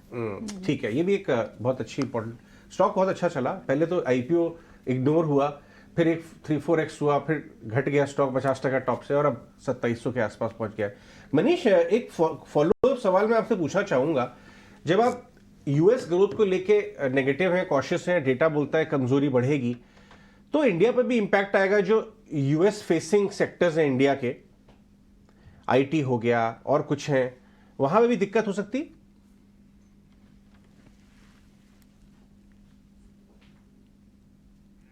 मनीष? नहीं, आई थिंक जो पा रहे हैं, जी हाँ, जो यूएस फेसिंग सेक्टर्स मेरी हैं बात सुन, इंडिया में, टेक्नोलॉजी स्टॉक्स, कुछ और एक्सपोर्टर्स। नहीं तो अजय, एक्चुअली इंडिया और यूएस के बीच में ऑफ कोर्स टेक या कमोडिटीज एक चैनल है, लेकिन बड़ा चैनल जो है वो रिस्क प्राइसिंग है। क्योंकि अगर आप 3 साल का sort of rolling returns S&P 500 और इंडिया का पिछले 40 साल का ट्रैक करें, तो पहले जो अंटिल 2000 जो 60-65% कोरिलेशन होता था, वो बढ़ के पिछले 20 सालों में 90-92% हो गया है। तो उसका रीजन ये नहीं है कि हमारी अर्निंग्स के रिफ्लेक्सेस यूएस की अर्निंग के रिफ्लेक्सेस के साथ समान है। वो कई बार एक्चुअली अनकोरिलेटेड अर्निंग्स मूव होती हैं, लेकिन जो रिस्क की प्राइसिंग है अजय, वो जो पी मल्टीपल्स या प्राइस टू बुक, जो भी आप जिस भी ढंग से अगर रिस्क को देखें, तो वो एक्चुअली साथ में मूव करती हैं। तो उसकी वजह से मार्केट्स जो एक्चुअली कोरिलेट करते हैं। तो हो सकता है कि इंडिया की इकोनॉमी में बहुत बड़े स्क्रैचेस ना आए, लेकिन अगर आपका व्यू है कि यूएस में रिसेशन की वजह से वहां की अर्निंग्स डिक्लाइन होंगी और वहां के मार्केट्स 15-17% गिरेंगे, तो इंडिया आउट परफॉर्म कर सकता है, लेकिन इंडिया के अंदर एब्सोल्यूट रिटर्न बनने का सवाल नहीं है, क्योंकि बेसिकली ये जो अनकोरिलेटेड मूवमेंट्स की जो सब लोग बात करते हैं इंडियन इन्वेस्टर्स, वो कभी हो नहीं पाता है। तो बेसिकली बात यही है कि अगर यूएस मार्केट्स अगर सिग्निफिकेंट डिक्लाइन या सिग्निफिकेंट अपटर्न में जाते हैं, तो इंडिया का रिफ्लेक्स मोर और लेस वही रहेगा, थोड़ा कम या थोड़ा ज्यादा, लेकिन डायरेक्शनली वही रहेगा अजय।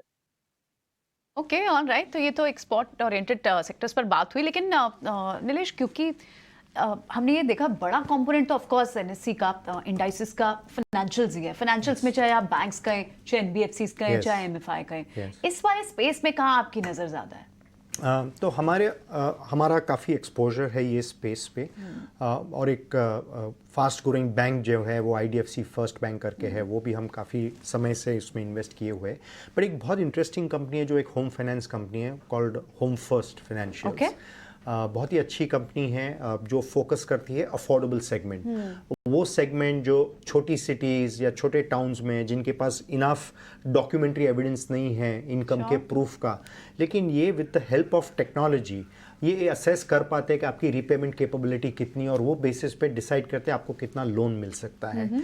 तो ये कंपनी ने काफ़ी अच्छा लंबे समय से प्रदर्शन बहुत अच्छा किया है, कंसिस्टेंट ग्रोथ है, आरओई उनका कंटिन्यूसली इंप्रूव हो रहा है, और हमें लग रहा है कि इस टाइप के बिजनेस, और ख़ास करके जो होम फर्स्ट फाइनेंशियल ने जो एक सॉलिड फाउंडेशन किया है, वो अगले कई सालों तक एक बहुत ही fast growing, high growing, well managed और एक वेल्थ क्रिएटिंग कंपनी हो सकती है। ओके, काफ़ी इंटरेस्टिंग, क्योंकि इनफैक्ट ये पूरा स्पेस ही आप बात करें, ये अनसिक्योर्ड लेंडिंग और एसएमई एमएसएमई में जो एक क्रेडिट ऑफटेक यहाँ जो बड़ी है, वो एक बड़ी थीम तो है प्ले आउट करने के लिए। एक बार कुछ टेक्निकल राय हमारे भी ले लेते हैं, हमारे कुछ पैनल पे एक्सपर्ट्स भी ऐड हुए हैं, हमारे साथ चंदन तापड़िया भी ऐड हुए हैं, और साथ ही हमारे साथ संतोष मीना भी है।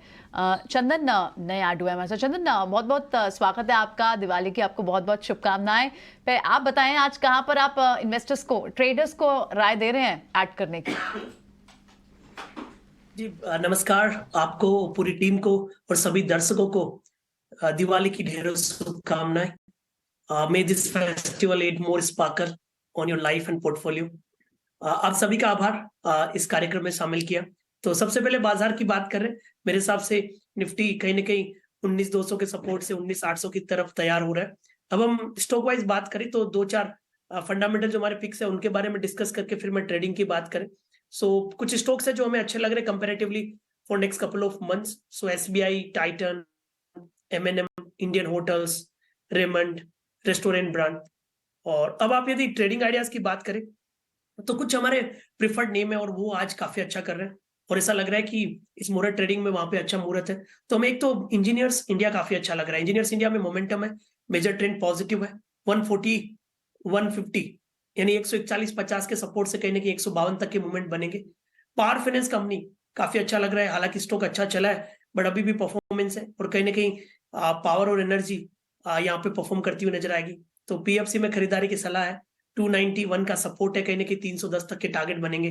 तो इंजीनियर्स इंडिया, PFC, उसके अलावा ट्रेडिंग में आपको देखना है तो KPIT टेक देख सकते हो, इवन इंट्राडे और 1-2 दिन के लिए भी यहाँ पे 1385 का सपोर्ट है, ऊपर में 1460 तक के लिए।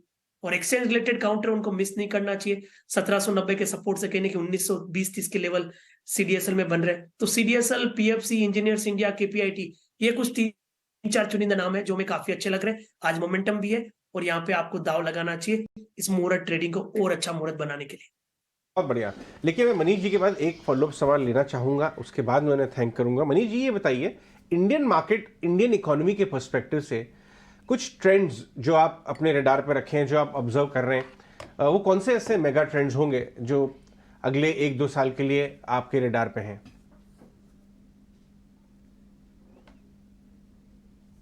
मनीष? अरे आप मेरे से पूछ रहे हैं? जी हाँ मनीष।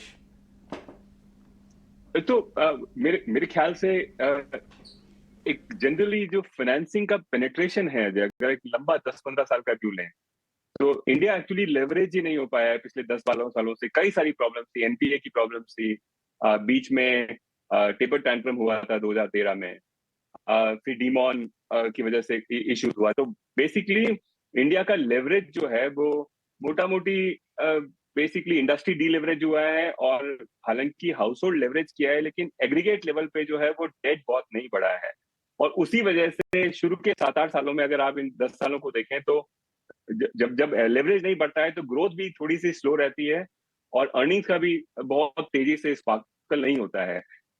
अगर हम एक टिपिकल चाइना, कोई भी एशियन या दूसरे देशों को देखें तो इस लेवल की पर कैपिटा पे लेवरेज जो है वो नॉमिनल GDP से करीबन 25 से 50% एवरेज तेजी से बढ़ता है। इन 10-15 सालों 20 सालों में बढ़ना चाहिए।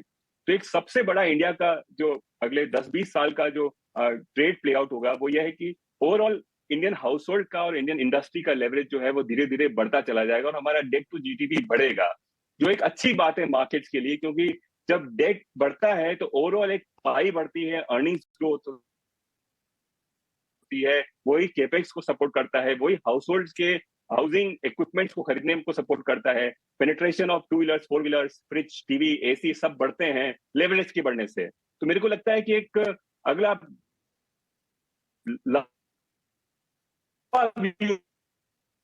ले पाए 10-15 साल का, 20 साल का, तो ब्रीफली 2004, 5, 6, 7, 8 के अंदर प्ले आउट हुआ था, लेकिन उसके बाद में 12-13 साल से थोड़ा सा स्टैग्नेट हो गया है। तो मेरे को लगता है कि अगले 10-15 साल में काफी ज्यादा उसमें फिलिप मिलेगा और वो actually financing business as such के लिए काफी अच्छा हो सकता है। बट अदरवाइज ऑल्सो कोई भी कंज्यूमेबल हो या इंडस्ट्रियल केपेक्स रिलेटेड कोई भी प्रॉक्सी हो, तो मेरे ख्याल से अगले लंबे समय के लिए अगर आपको सिक्लिकल व्यू नहीं लेना और बहुत लंबा व्यू लेना है तो मेरे ख्याल से वो बहुत अच्छा करेगा।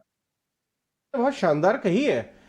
एक मैं क्विक फॉलोअप ले लूं, मैं कैटेगरी ऑफ प्लेज की बात करूंगा। आपने कहा कि लेवरेज का या रीलेवर का कॉर्पोरेट इंडिया का साइकिल अभी आगे बहुत अच्छा विजिबल दिखता है और ब्रेथ दिखता है।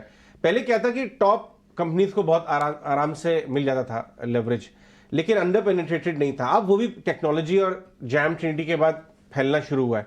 मैं आपसे जानना चाहूंगा कौन सी कैटेगरी ऑफ लेंडर्स में आपको अपॉर्चुनिटीज दिखती हैं, क्योंकि जो लोअर बोरोवर वाली कैटेगरी है लेंडर्स की, वो लास्ट 3-4 क्वार्टर से रिजल्ट्स तो बहुत अच्छे दे रहे हैं, लेकिन वहां रिस्क भी ज्यादा है क्योंकि वो सब प्राइम हो जाता है या उसमें साइकिल्स, और जो बड़े बैंक भी कुछ अवेलेबल हैं जो अब एनबीएफसीज खरीद रहे हैं एमएसएमई वाली, या फिर आप पीएसयूज के साथ रहना चाहेंगे? कौन से कैटेगरी और लेंडर्स इस साइकिल को राइड करने के लिए उचित रहेगा? मनीष। सो अजय, लॉन्ग टर्म इन्वेस्टिंग के लिए हम बाइनरी स्प्लिट करते हैं, पीएसयू वर्सेस प्राइवेट। तो जनरली कुछ भी चीज अगर पीएसयू हो तो उसको आपको ट्रेड करना है करिए, लेकिन इन्वेस्टिंग के पॉइंट ऑफ व्यू से लॉन्ग होराइजन में, क्योंकि पीएसयू का मैंडेट नेशनल गुड होता है, प्रॉफिट नहीं होता है, तो इसलिए जनरली अवॉइड करना चाहिए। तो प्राइवेट सबसे पहले, उसके बाद में प्राइवेट के अंदर लेंडर और नॉन लेंडर में, तो मेरे ख्याल से लेंडर बेहतर करेंगे। नॉन लेंडर मतलब asset management companies, wealth businesses, वहां पे टेक की वजह से बहुत कंपटीशन आने वाला है और मार्जिन्स जो है ग्रो नहीं होंगे उतने ज्यादा। तो अगर बहुत लंबा ल्यू रहे हैं तो फाइनेंसियर्स के फाइनेंसिंग में लेंडर्स के बाद में अगर आप इसको करें कि बिग लेंडर्स और स्मॉल लेंडर्स, तो generally speaking big lenders, because उनका एक्सेस टू कैपिटल बेहतर होता है, क्योंकि ये डोमिनेंटली टेक बिजनेस हो जाएगा और साथ साथ में एक डिस्ट्रीब्यूशन बिजनेस है, तो वो जो छोटे लेंडर्स हैं वो एक छोटे से एरियाज के अंदर लिमिट हो जाएंगे। इसीलिए जो छोटे छोटे लेंडर है वो एक 20, 30, 50 हजार करोड़ तक स्केल कर पाते हैं। मेरा ये जनरल एक्सपीरियंस रहा है पिछले 20 सालों में कि बहुत अच्छी कंपनीज भी हों, जैसे श्रीराम ट्रांसपोर्ट है, उसका इतना बड़ा मोट है, वो इतना अच्छा बिजनेस करते हैं, लेकिन 1 लाख लोग करोड़ के आसपास में पहुंचते वहां पे स्लगिशनेस आ जाती है। सेम चीज अब तरह तरह की एनबीएफसी के अंदर हमने 2018 के अंदर देखा कि किस तरह से एक लेवल पे पहुंचने के बाद में एक स्लगिशनेस आ जाती है। तो जनरली जिनके पास में खुद की डिपॉजिट फ्रेंचाइज नहीं हो और जिनके पास में एक रीजनेबल एक्सेस नहीं हो डिपॉजिटर का जो डायरेक्टली फुटफॉल हो सके, तो उनको अवॉइड करना चाहिए। तो इसलिए लार्ज लेंडर्स मैं प्रेफर करूंगा। लेकिन उसके साथ में जैसे नीलेश ने बताया कि बहुत सारी ऐसे आपके थीम्स हो सकते हैं जो लार्ज लेंडर्स प्ले ही नहीं करना चाहते। अब जैसे लार्ज लेंडर्स जो है वो वेल्थ प्रोडक्ट्स को टच ही नहीं करना चाहते, लोन अगेंस्ट शेयर्स वाले बिजनेस को टच ही नहीं करना चाहते, बहुत सारे जो रियल स्टेट और मेजनिन फाइनेंसिंग है उसको टच ही नहीं करना चाहते। तो उन सब के लिए छोटे छोटे से थीम्स हैं, उसमें छोटे छोटे से बिजनेसेस हैं जिसको आप अपने पोर्टफोलियो के अंदर प्ले कर सकते हैं। लेकिन क्योंकि आप एकदम ब्रॉड ब्रश कॉन्वर्सेशन कर रहे हैं, एक आम इन्वेस्टर को जो शायद इन्वेस्ट कर पाए, तो इसके लिए मेरे को लगता है कि अगर 20 साल के लिए 10 साल के इन्वेस्ट करना है तो आप 5 या 7 बड़े बैंकों में इन्वेस्ट करके भूल जाइए, वो बेहतर अप्रोच होगी लॉन्ग होराइजन के लिए। अगर आपको फाइनेंसिंग का बहुत अच्छा नॉलेज है तो ऐसे बीसीओ बिजनेस है जिन बिजनेस को ICICI bank, HDFC bank, SBI ये टच भी नहीं करना चाहते और वो ठीक ठाक भाव पे अभी मिल रहे हैं, तो शायद उनको आपको लेना चाहिए इस 3-5 साल के उस बिजनेस की ग्रोथ के लिए। ऑलराइट, बहुत बहुत शुक्रिया मनीष आज समय देने के लिए और ये सारे सवालों के जवाब देने के लिए बहुत बहुत शुक्रिया। Wish you very happy Diwali आपको, पूरे आपके परिवार को। चलिए क्विकली, बाजार बंद होने में सिर्फ 2 मिनट रह गए हैं, क्विकली कुछ क्लोजिंग ट्रेड्स भी ले लेते हैं। संतोष मीना भी है हमारे साथ और चंदन भी है। संतोष, बाजार की आज जितनी भी ऑफ कोर्स एक अच्छा सेशन रहा, लेकिन अब यहाँ से क्लोजिंग ट्रेड को लेके जाना चाह रहा हूँ कल सुबह के लिए। कल तो बाजार क्योंकि खुला है, तो क्या लेके जाएं? यस, मॉर्निंग मेरा एक स्टार्टिंग का ट्रेड था आइनॉक्स विंड, वो स्टॉक 6% के आसपास प्लस है और मैं ये सजेस्ट करूंगा इस स्टॉक को एज ए बीटीएसटी भी लिया जा सकता है, एज ए पोजिशनल ट्रेड भी लिया जा सकता है। यहाँ से स्टॉक में आउट परफॉर्मेंस देखने को मिल सकता है। इसके अलावा बीएलएस इंटरनेशनल है, इस स्टॉक का भी स्ट्रक्चर अच्छा हो रहा है, स्टॉक 20 डे मूविंग एवरेज से बाउंस बैक कर रहा है, तो इसमें भी खरीदारी की जा सकती है। 275 का स्टॉप लॉस लगाइए, यहाँ पर भी 290 रुपीज तक के टारगेट देखने को मिल सकते हैं।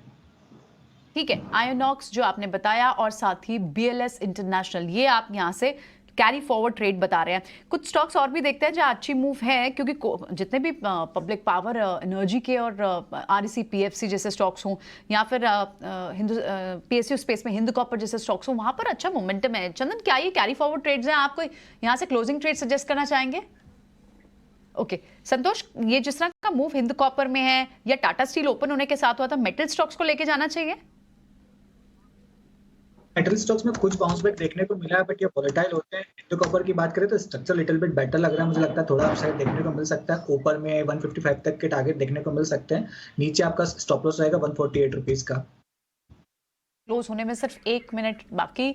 विनीत से ले लेते हैं एक ट्रेड। विनीत, 2 स्टॉक आपने स्टार्ट में तो बताया, कोई और बड़ी थीम जो आप स्टडी कर रहे हो और एज अ बीटीएसटी इस साल का स्पेशल गिफ्ट हमारे व्यूअर्स के लिए इस संवत से अगले संवत तक? तो एक हुतामा की पैकेजिंग है, हमें लगता है कि इसमें काफी कॉर्पोरेट डेवलपमेंट हो सकती है। इनकी काफी रूमर चल रही है कि इनकी लैंड बैंक बिक जाएगी जो मुंबई में है। सो अगर ये पॉसिबल होता है तो ये कंपनी काफी अंडर वैल्यूड है, और ये डील होने के बाद में हमें लगता है कि इसके काफी अच्छे खासे अप्रिसिएशन मिल सकता है with in a 1 year time frame. Being a consumer driven story और इंडिया का कंजम्पशन जिस तरह से आपने भीड़ देखी रहेगी दिवाली में, तो आपको समझ आया रहेगा कि मैसिव अपसाइड दिखता है हमें रिटेल स्पेंडिंग में। तो Huhtamaki could be a perfect play on that. Huhtamaki आपकी तरफ से, ठीक है। चंदन भी जुड़ गए। चंदन, क्लोजिंग ट्रेड को शेयर करना चाहेंगे? सिर्फ आखिर के 15 सेकंड रह गए। बिल्कुल, देखिए हमने 3-4 स्टॉक समझ मारे और मेरे को उन्हीं में मूवमेंट लग रहा है। हमने इंजीनियर्स इंडिया की बात की, बीएससी की बात की, सीडीएसएल की बात की, तो और केपीआईटी टेक की बात की। तो मैं अब पीएफसी पे खरीदारी की सलाह दे देता हूँ। पीएफसी अभी 297 298 के आसपास चल रहा है। सो यहाँ पे 292 के सपोर्ट से खरीद सकते हैं, ऊपर में 310 तक के टारगेट के लिए। तो पीएफसी एक काउंटर हो सकता है। और दूसरा हमारा मानना है कि एक्सचेंज रिलेटेड स्टॉक अच्छे कर रहे हैं। सीडीएसएल हम ऑलरेडी डिस्कस कर चुके हैं। तो बीएससी यानी बॉम्बे स्टॉक एक्सचेंज पे खरीदारी की सलाह रहेगी। यहाँ पे काफी अच्छा मोमेंटम यहाँ पे है। 2105 के सपोर्ट से कहीं ना कहीं 2180 तक के टारगेट बॉम्बे स्टॉक एक्सचेंज में यानी बीएससी में आपको मिलने चाहिए। ठीक है, तो बाजार क्लोज हुआ। मुहूर्त ट्रेडिंग के दिन खास और हमेशा ज्यादातर देखा जाता है कि हरे निशान में बंद होता है। आज अच्छी मूव जो थी वो पीएसयू स्पेस के कई स्टॉक्स में थी। इनफैक्ट कोल इंडिया नंबर्स के बाद वहां स्ट्रॉन्ग मूव थी, और दूसरी मूव्स आपको जहां अच्छे रिजल्ट्स आए, आयशर मोटर्स जैसे स्टॉक्स में मूव थी। लेकिन आप अच्छा लॉन्ग बिल्टअप जो देख रहे हैं वो आपको कई सारे स्टॉक्स में, गवर्नमेंट स्टॉक्स में, हिंद कॉपर जैसे स्टॉक्स, कोल इंडिया भी यहाँ से दिख रहा है, पीएफसी, आरईसी, इन स्टॉक्स में अच्छी मूव दिख रही है। और जहां अच्छे तेजी से आज जो शॉर्ट्स कवर हुए हैं उसमें टाइटन, इन्फोसिस, टाटा केमिकल और टाटा मोटर्स जैसे स्टॉक भी शामिल है। मिड कैप और PSP, in fact small cap index ने तो आज स्मॉल कैप 100 ने फिर से एक रिकॉर्ड हाई बनाया। 13,500 का level first time small cap index में, और ये वही इंडाइसेस है जिसने सबसे ज्यादा गेन भी दिखाया है as comparatively mid cap, small cap, large cap. Small cap ही सबसे ज्यादा 30% से ज्यादा चले हैं इस पूरे साल में। और आप आज भी देखें तो एक नए रिकॉर्ड लेवल्स पर बंद हुआ है। इनफैक्ट कहाँ बात होती है अजय की फ्रॉथी है, वैल्यूएशन बहुत स्ट्रेच्ड है, वो सारी बातें हैं। लेकिन एक खास इंटरेक्शन इनफैक्ट शरद ने की है। शरद कर रहे हैं, विश्व मोहन कर रहे हैं, ठीक है। आशीष चौहान जी के साथ एनएससी पहुंचे हुए हैं, तो आशीष चौहान जी से बात जरूर हो रही होगी। आइए खास कॉन्वर्सेशन सुनते हैं। मेरी तरफ से और एनएससी की तरफ से हार्दिक शुभकामनाएं दीपावली के लिए भी और अगले आने वाला जो नया साल है उसी के लिए भी। एक तरह से विश्व एक डिफ़िकल्ट परिस्थिति से गुजरा है। पिछले 3 सालों में कोविड भी हो गया, और उसके बाद एक छोटे छोटे 2 युद्ध चल रहे हैं, आज भी चल रहे हैं, यूक्रेन में और इजराइल पैलेस्टाइन में। और उसी की वजह से इन्फ्लेशन में भी एक बढ़ोतरी हुई थी वर्ल्ड वाइड। उसकी वजह से विश्व में एक इंटरेस्ट रेट्स की भी बढ़ोतरी हुई पिछले 1 साल के अंदर अंदर। और ऑयल के जो प्राइसेस थे वो भी बढ़ रहे, तो भारत के लिए दोनों एक तरह से खतरे की घंटी दे रहे थे। लेकिन पिछले 1 सप्ताह में इंटरेस्ट रेट्स अमेरिका में थोड़े कम होते नज़र आ रहे हैं, और आपने देखा होगी ऑयल के दाम भी नीचे आ रहा है। तो मुझे लग रहा है कि एक तरह से सर्कमस्टेंसेस बने हैं जो एक शॉर्ट टर्म या मीडियम टर्म रैली हो सकती है भारत में। और भारत ने पिछले 3-5 सालों में जो सर्विसेज एक्सपोर्ट्स में और रेमिटेंसेस में जो प्रगति की है, उसी की वजह से उसका जो बैलेंस ऑफ पेमेंट एक अच्छी दिशा में जा रहा था। आज भी $600 बिलियन के करीब हमारे पास फॉरेन एक्सचेंज है, और लोगों को कॉन्फिडेंस है, विश्व के लोगों को भी और हमारे लोगों को भी, कि हम और भी बेहतर करेंगे। क्योंकि चाइना एक तरह से ओल्ड हो चुका है, जापान ओल्ड है, यूरोप ओल्ड हो चुका है, और अमेरिका भी उतना अधिक मेहनत नहीं कर पा रहा है। तो हमारे जो युवा धन है वो मेहनत भी कर रहा है, टेक्नोलॉजी सेवी भी है, और हम अगले 30-50 साल तक युवा रहने वाले हैं। तो मुझे लग रहा है कि जो समाज टेक्नोलॉजी को सम्मिलित करता है, टेक्नोलॉजी का उपयोग कर सकता है, और युवा है, वो आगे जाकर के बहुत संपत्ति बना सकता है। तो अगले 30-50 साल के लिए आपको निवेश करना है तो भारत बहुत बेहतर जगह है। ओके सर, कमोडिटी में आपने पूरा का पूरा नॉन एग्री का पूरा बास्केट ही लॉन्च कर दिया है। किस तरह का ट्रैक्शन मिल रहा है, और एफपीआईज की भागीदारी जो कैश सेटल कॉन्ट्रैक्ट है वहाँ पे किस तरह की भागीदारी मिल रही है? आगे कुछ और कॉन्ट्रैक्ट कमोडिटी मार्केट में आगे? एक तरह से जो सेबी ने हमें अप्रूवल दिया है कमोडिटी बास्केट के लिए, उसमें ऑयल और नेचुरल गैस, जिसमें CME के दाम पे हम सेटल करते हैं और भारत में वही ज़्यादा कॉन्ट्रैक्ट चलते हैं। तो अभी एक शुरुआत हुई है। रिटेल जो ब्रोकर्स होते हैं वो हमारे से कमोडिटीज़ में जुड़े हुए नहीं थे। FPIs भी हमारे पास सभी के सभी FPIs हैं। धीरे धीरे वो लोग सब अपने सुसज्ज हो रहे हैं NSE पे ट्रेड करने के लिए। तो अगले मुझे लग रहा है 1-2 महीने के अंदर जितने भी रिटेल ब्रोकर्स हैं, हमारे पास करीब 8 करोड़ 20 लाख से अधिक रिटेल निवेशक जुड़े हुए हैं, जो भारत में कोई भी एक्सचेंज से बहुत ज़्यादा है। तो वो सभी निवेशक एक तरह से कमोडिटीज़ में अभी आने की संभावना है। ओके सर, अवेयरनेस कैंप उस तरह का कमोडिटी मार्केट को लेकर नहीं हुआ है जिस तरह का दायरा कमोडिटी मार्केट का काफ़ी छोटा है, फ्रैगमेंटेड मार्केट है, लोगों की समझ कम है, डेरिवेटिव मार्केट है, स्पॉट का मार्केट भले ही इक्विटी से भी बड़ा हो। लेकिन क्या NSE के आने के बाद क्या हमें लग रहा है, और आप लोग जिस लेवल के अवेयरनेस कैंप करते हैं, क्या एक बड़ा दायरा होगा? क्या सोच रहे हैं आप? नहीं, मुझे लग रहा है कि इंटरेस्ट रेट्स हैं, कमोडिटी से जो हमारे जीवन से जुड़ा हुआ है। आपको इक्विटी में उतना निवेश करने की आवश्यकता नहीं होती है unless you want to invest. जबकि कमोडिटीज़ में जैसे ऑयल का दाम है, हम हर रोज़मर्रा की ज़िंदगी में इलेक्ट्रिसिटी के दामों में, हम तरह तरह की चीज़ों में हमें जुड़ना पड़ता है। कॉटन जो हम कपड़े पहनते हैं, हर कमोडिटी से हम जुड़े हुए हैं। वैसे इंटरेस्ट रेट में हम जुड़े हुए हैं, दाम ऊपर भी जाते हैं, माने इंटरेस्ट रेट ऊपर जाते हैं, नीचे जाते हैं, तो हमें उसकी ज़रूरत पड़ती है। तो ये जो दोनों चीज़ें जो है वर्ल्ड में बहुत बड़ी है इक्विटीज़ के सामने, लेकिन उसको इंडिया में सभी निवेशक के पास ले जाने के लिए समय लगेगा। जैसे आपने कहा, हमें बहुत मेहनत करनी पड़ेगी, इन्वेस्टर अवेयरनेस प्रोग्राम्स करने पड़ेंगे, और स्वाभाविक है कि इसमें बहक जाने की भी संभावना है। तो कैसे रिस्क मैनेज करके हर जो निवेशक है अपने रिस्क को हेज कर सकता है, उसी के ऊपर ध्यान देना है। शुक्रिया आशीष जी, और मैं उम्मीद करता हूं कि अगली बार जो हम कुछ बड़ा कैंप कमोडिटी मार्केट के जैसा इक्विटी के लिए चलिए आगे बढ़ते हैं। और इससे पहले कि शो की समाप्ति करें, क्लोजिंग कमेंट्स विनीत बोलिजकर, अगली दिवाली कहां पे बनेगी? 25,000, 30,000 निफ्टी, क्या लगता है? We are very bullish. 25,000 तो लगता है। 25,000 लगता है। चंदन तपड़िया, 25,000 सुन के आपके चेहरे पे कोई मुस्कुराहट नहीं आ रही है, मामला क्या है? देखिए, मुस्कुराहट तो तब आए जब उससे कम टारगेट रहे, राइट, मेरे हिसाब से। और दूसरा देखिए अजय जी, मैं आपको बताऊं कि 25,000 जब निफ्टी बात कर रहे हो, मिड कैप स्मॉल कैप में तो धमाल होगा। अब पिछले 6 महीने देख रहे हो कि इंडाइसेस में कुछ बड़ा मूव नहीं दिखा है, but small cap mid cap में बड़े मूवमेंट हुए हैं। तो मेरे हिसाब से रिटेल को तो स्मॉल कैप मिड कैप में तेजी का मोमेंटम मिलेगा। तो निफ्टी बिल्कुल यहाँ से बड़े टारगेट है, but mid cap small cap selective sector यहाँ पे काफी ताबड़तोड़ तेजी दिखाते हुए नजर आएंगे। और आई थिंक उसके लिए हम गंगो है और उसके लिए इंतजार कर रहे हैं उस तेजी को राइड करने के लिए। नहीं, मैं जो बोलूंगा हैप्पी दिवाली उसके बाद। ऑलराइट, समय की कमी की वजह से शो की समाप्ति का समय हो चुका है। हमारी पूरी टीम, हमारे मैनेजिंग डायरेक्टर और ये पूरी टीम जो एक शानदार चैनल चला रही है, वो सब हमारे साथ जुड़े हैं स्टूडियोज में आप सबको हैप्पी दिवाली विश करने के लिए। तो व्यूअर्स को बहुत बहुत शुक्रिया जुड़ने के लिए, और ET Now स्वदेश की पूरी टीम के तरफ से हैप्पी दिवाली।